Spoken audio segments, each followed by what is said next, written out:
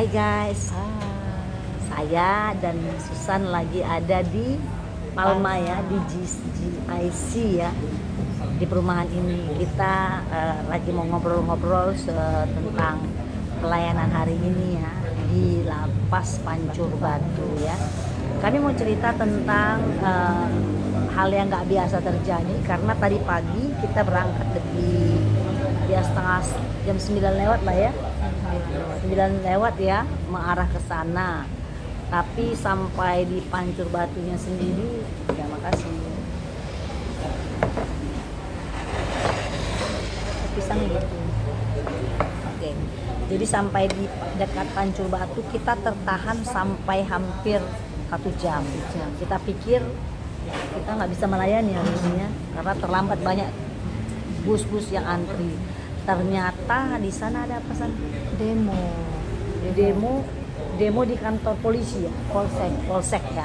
Nah, akhirnya kita diarahkan putar dari belakang ya.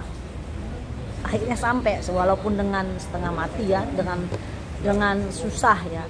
Bahkan kita mau nyampe, sudah sampai di lapasnya, parkir nggak ada. Akhirnya Tuhan juga kasih jalan, kita dapat parkir di kantor camat, di mana waktu itu truknya udah dempet-dempetan. Si Susan dengan gagah berani jadi tukang parkir, turun dari tangan langsung. jadi tukang parkir untuk stop. Bayangkan dia yang kecil gini men-stop truk yang begitu besar. Tapi mungkin ada aura Kristus, aura Kristus, sehingga dia bisa men-stop sehingga kami parkir. Nah, akhirnya tibalah kami di gereja di Lapas 10:30. Luar biasa. Ternyata waktu kita nyampe, mereka udah nyanyi, semangat dan bergembira. Iya. Wow, padahal kita udah 10:30 ya, San. Iya, padahal sebenarnya jadwalnya jam 9 ya. 10. Iya, tapi kan Kita kan pelayanan jam 10, jadi kita sudah lewat setengah jam. Tapi mereka mulai. Wah, akhirnya kita selesai pelayanan. Oh, tadi ceritanya gimana, San? Waktu pelayanan kita tadi kan ya ada topiknya mengenai mengampuni diri sendiri ya, Iya. supaya membereskan diri sendiri ya. Terus tadi kita sempat topiknya kenapa kita mengalami masalah. iya, Satu ya karena perbuatan kita sendiri. iya, Yang kedua memang ya ada rencana Tuhan di dalamnya. iya. Ini. Oke, makasih. Terus respon mereka kayak mana, San? Wah, luar biasa. Puji Tuhan. Jadi Banyak juga ya iya. yang responnya ya. Puji Tuhan. Gini, kalau memang Tuhan Menurutmu tadi kok respon mereka gitu? Memangnya mereka kenapa sampai responnya seperti itu? Apa mereka punya masalah? Terus mereka apakah ada juga tadi yang nangis ya? Ada. Kenapa dia bisa begitu? Tapi sebelum kita melihat respon mereka, kita lihat begini. Ketika Tuhan sudah mempersiapkan sesuatu, kita ini kan sudah mempersiapkan untuk pelayanan. Ya, Ketika kita mempersiapkan sesuatu yang itu pekerjaan Tuhan, apapun itu yang menghalangi, tidak ada pembatalan, meskipun ada demon. Tapi ketika Tuhan sudah mengizinkan waktu di mana Dia akan menyatakan kasih dan kuasanya, itu tidak menjadi penghalang. Tuhan akan membuat jalan keluar bagaimana kita bisa melakukan apa yang menjadi pelayanannya. Jadi kita tetap sampai ke tempat itu, meskipun ada demon, tidak membuat kita mundur. ya. Tidak Jadi membuat Tuhan izinkan ya. Bisa saja ketika kita melihat demon, kita karena waktu sudah lewat, memang jadwal Setengah jam. sudah dibuat jadwal sebelumnya jam 9, tapi kita akhirnya jam 10 kembali memulai. Tapi kita tidak ada hati untuk kembali berbalik ke Medan. Ya. Kita tetap gini. Ya sudah, kita ditanamkan, kita kan sudah berangkat kan, sia-sia kalau kita tidak jadi berangkat pelayanan. Jadi kita ketika kita sudah mengatakan mau, kita akan mencari solusi bagaimana menempuh tempat itu dengan waktu yang terbaik. Jadi kita akhirnya mencari jalan pintas, memotong tidak di jalan yang biasa. Jadi kita memasuki tempat rutan Lapas Pancur Batu itu tidak di jalan besar. Kita mengambil jalan kecil. Jadi sudah ada tekad, pelayanan ini harus kita lakukan. Dan Tuhan izinkan ya. Iya, karena gini, kita melayani untuk Tuhan. Jadi ketika Tuhan sudah punya agenda untuk pelayanan, ya kita percaya Tuhan akan mempermudah jalannya. Jadi Amin. ketika kita mau, ya udah kita ambil jalan pintas. Pokoknya bagaimana supaya pelayanan ini bisa berlangsung seperti direncanakan dari awal, karena kita sudah mempersiapkan dari semalam dari rumah untuk memang menyediakan diri untuk melayani Tuhan. Nah, jadi Tuhan bukakan ya jalan Lihat hati lah ya. Jalan yang tidak pernah kita tahu itu bisa kita jalani. Kita ambil alternatif kayak Google Map. Nah, jadi meskipun keliling-keliling, akhirnya dengan kondisi macet kita parkir juga bingung. Tapi akhirnya Tuhan memberikan jelas, kita ambil gimana caranya. Ya kita turun, kita lihat lapangan, oh bahasanya kalau kita memandang kesulitan itu kita akan mundur. Tapi ketika kita tetap memandang Tuhan pelayanan, dibuahkan, oh ada parkir yang terbuka lebar kan gitu. Jadi rasanya susah tadi kita masuk parkir itu karena mepet semua truk itu ya. Iya. Tapi akhirnya sampai. Dan memang benar, ketika kita juga dalam doa pelayanan sebenarnya, bahasanya memang pelayanan ini ada rencana Tuhan untuk menyatakan kebaikannya. Iya.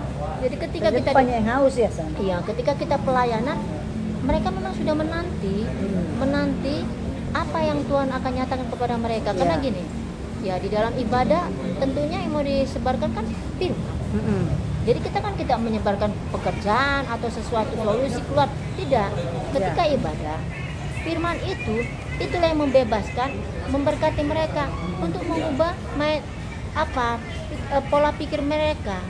Jadi mungkin selama ini ketika orang di penjara, ya itu kan dalam kondisi terkurung, tidak ada apa yang bisa kita lakukan. Tapi ketika firman Tuhan nyatakan, apapun posisi kita, kondisi kita, senantiasa ada, masa depan itu memang ada. Amin. Jadi harapan itu tidak akan hilang. Amin. Jadi ketika mereka di penjara, rasanya rutinitas setiap hari bangun tidur di tempat itu sama jenuh. Tapi ketika ada Tuhan di dalamnya, ya kita merasa bahwa mereka sedang diproses dengan kondisi itu. Ya. Jadi ini mereka juga untuk menyadari bahwasanya perbuatan mereka itu disadarkan supaya tidak mengulangi lagi. Rupanya ada upah untuk setiap perbuatan yang kita lakukan. Artinya apa yang kita tabur kita tuai. Ketika kita melakukan yang jahat, ya hukumannya ya di penjara tadi. Harus jalani gitu. Tapi gini, tidak ada yang kebetulan. Ketika mereka mengalami di lapas tadi, lembaga pemasyarakatan tadi, ya di situ Tuhan membentuk mereka. Karena pada dasarnya ada orang-orang di luar sana yang sebelum masuk penjara mereka tidak pernah mendengar Tuhan dan mereka tidak beribadah kepadanya. Tuhan itu banyak cara untuk membawa anak-anak, membawa umatnya untuk datang kepada Dia. Jadi lewat penjara, lewat lapas itu mereka mendengar firman Tuhan. Karena tempat itu yang membuat mereka mungkin diringankan hukuman. Tujuannya seperti itu. Tapi pada akhirnya firman Tuhan itu kan berkuasa, seperti air yang turun ke tanah, tidak akan kembali sia-sia. Begitu firman Tuhan, kita percaya ketika firman tadi dibagikan oleh Ibu Roma Gisang, jadi bukan jadi tadi tengah ibadah ya, kenapa ada? Iya. Jadi begitu ditambahkan, mereka tersentuh sehingga mereka maju ke depan. Bukan yang tadi Bapak yang apa itu tadi yang itu nggak kenapa dia? Iya. Jadi menurutmu ngapain di tengah ibadah ada orang yang begitu terlawat, kan nggak ada nangis, sih, nangis. Kan nggak ada ya di dalam khotbah tanya jawab kan, nggak ada ibadah tanya jawab. Tiba-tiba interupsi pakai nangis. Mungkin selama ini dia di dalam ibadah tidak pernah ibadah itu benar-benar ternikmatinya. Tapi ketika tadi ibadah, nggak tertahankan. Dia merasa oh kok kayaknya apa yang dikatakan oleh menyakiti hati saya. Apa yang dikatakan Ibu Roma tadi itu benar-benar masuk ke dalam hatinya. Jadi dia begitu menikmati. Jadi baru inilah sejarahnya di tengah khotbah ada orang bertanya seperti rapat, tapi puji Tuhan ada roh hikmat. Kita juga hentikan Bapak apa itu. Kenapa coba belum orang nggak jelas kenapa dia interupsi sambil nangis tadi kan. Iya. Jadi dia merasa ayat yang disampaikan, kasus yang disampaikan Ibu Roma ini itu dia yang tertuduh. Padahal kita mana kenal dia ya. Nggak ke situ, kita juga baru pertama jumpa bapak itu, muka bapak itu baru pertama kita jumpa. Tapi begitu firman Tuhan dibuka kan kena kepada dia. Puji nama Tuhan. Jadi ketika kita benar-benar ingin melayani Tuhan dan memang kita percaya pelayanan ini sendiri Tuhan yang menginginkan, dia yang punya. Makanya Tuhan yang menjangkau jiwa itu. Jadi Tuhan sendiri yang memiliki dia. Kalau kita sendiri, kita kasih karunia Tuhan bisa melayani. Kalau kita manusia banyak kekurangan. Ketika Tuhan izinkan kita untuk melayani Tuhan, itu bukan kekuatan kita, itu privilege Tuhan kepada kita untuk dipakai menjadi rekan sekerjanya untuk melayani. Bisa bukan kita orang lain, tapi privilege kita saat ini untuk dipakai Tuhan rekan kerjanya. Tuhan bisa sendiri dengan caranya, bagaimana caranya, tapi caranya ini Tuhan pakai. Jadi kita percaya ketika Tuhan izinkan, ketika Tuhan memanggil kita untuk melayani, ketika kita mau, Tuhan akan memperlengkapi kita. Sama Tuhan bukan bicara bisa, tapi mau. Karena soal bisa banyak orang yang pintar berbicara, punya kekayaan, tapi belum tentu mau. Tapi ketika kita mau, kita yang tak punya apa-apa, Tuhan bisa pakai. Betul. Memang Tuhan luar biasa. Tuhan di sutradara, penulis skenario kehidupan yang luar biasa. Terus luar tadi biasa. Respon mereka tadi belum kamu ceritain. Sampai begitu banyak. Ngapain itu? Jadi ketika firman Tuhan, memang firman Tuhan ini tidak seperti kata-kata manusia. Kata-kata manusia bisa mengubah, tapi dia tidak begitu bisa mengubah hati. Karena gini, kita imani firman Tuhan itu sendiri yang berbicara. Dia berbicara. Jadi ketika firman itu dikeluarkan, Tuhan ingin loh anak-anaknya atau setiap orang yang Tuhan ingin panggil, ini loh perkataanku kepadamu. Jadi ini loh apa yang harus kau lakukan. Jadi itu bisa mengubah orang. Karena firman Tuhan itu berkuasa. Karena firman Tuhan itu kenapa? Firman Tuhan itu Tuhan itu sendiri. Jadi kalau umpamanya mobil punya buku petunjuk bagaimana memakai, manusia itu buku petunjuknya itu firman Tuhan. Mau dia bagaimana cara berbicara, mau bagaimana dia membuat pilihan sesuatu, apapun di dalam kehidupan ini yang harus dikasihkan firman Tuhan itu sendiri. Perkataan orang bisa kita dengar, tapi itu bukan menjadi suatu kekuatan, kuasa. Tapi ketika firman Tuhan berbicara kepada kita, itulah hal yang sesungguhnya yang harus kita lakukan. Jadi penjara tidak membatasi orang untuk bebas merdeka, karena kebebasan kemerdekaan itu bukan ditentukan oleh tembok. Kebebasan kemerdekaan ditentukan hati. Kalau kita di tempat terbuka, tapi kita bisa terpenjara, karena kita dipenjara oleh pikiran kita dan hati kita. Tapi ketika firman Tuhan masuk ke dalam hati kita, damai itu bisa. Karena kedamaian, kebahagiaan, joy itu sebenarnya di sini dan di hati kita. Bukan berdasarkan tempat. Bisa kita di penjara, tapi damai sejahtera itu ada. Kenapa? Ketika Tuhan ada. Jadi itulah artinya pelayanan itu di penjara. Terus ada lagi kendala. Apa itu? Kan kendalanya tadi kita sudah selesai jam berapa? Jam 12 kan? Apa kata informasi bahwa kita harus bisa keluar dari penjara itu jam 5 sore. Karena ada demo dan demo itu tidak akan selesai sampai jam 5 sore. Tapi kalau Tuhan sampaikan kita di situ dengan selamat, Tuhan tentu kembalikan kita dengan selamat.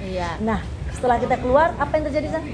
Yang biasanya kemarau hujan panas beberapa hari ini, Tuhan buat hujan deras. Jadi kayak mana mau demon itu bak kompor, ibu-ibu, mak-mak, tenaga mama bak kompor dan segala macam. Hujan kemana? Berteduhlah, tak jadilah demon lagi. Jadi artinya Tuhan bilang pelayanan saja kamu. Nanti perkara pulang itu urusanku. Maka Tuhan menurunkan hujan yang selebat-lebatnya dan membubarkan demo itu, sehingga kami bisa pulang dengan selamat. Dan now kami ada di sini, berkat Tuhan berlimpah. Ada apa nih, San? Ada bakwan sebesar gaban. Ada pisang goreng yang bentuknya agak apa? Ada ini apa? Entah apa, Bu. Awas satu, San. Jatuh, tumpang nggak apa-apa ya. Oke. Jadi Tuhan selalu berkati, Tuhan tidak pernah tinggalkan. Bukan siapa kita, tapi siapa Tuhan. Oke, guys, selamat menikmati hari-hari dan semoga apa yang kita bicarakan hari ini memberkati kita semua. God bless. God bless.